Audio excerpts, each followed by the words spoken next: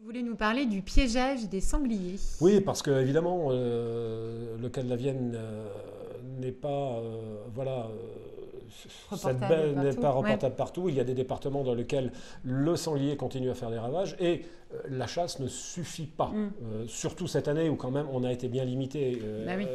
à cause de Confinement. la pandémie. Mm. On a l'autorisation de piéger le sanglier en France depuis à peu près un an.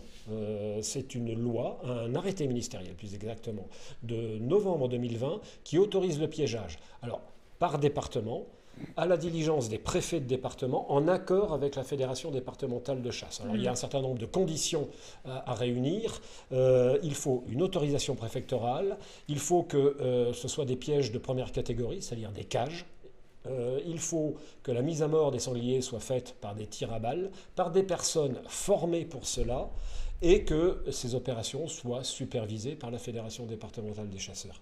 Par exemple, dans la Dordogne, on voit le très beau logo de la Fédération départementale des chasseurs de Dordogne en ce moment. Le président de la Chambre d'agriculture de la Dordogne explique que le sanglier est une espèce qui se développe trop rapidement, qui pose des problèmes au monde agricole.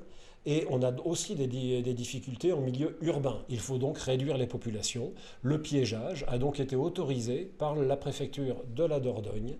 Il faut quand même noter qu'en Dordogne, ils ont prélevé cette année environ 20 000 sangliers. 20 000 sur un seul département. Voilà, donc le piégeage comme moyen complémentaire de réduire, pour réduire les populations de sangliers. Il faudra voir ce que ça donne à l'usage.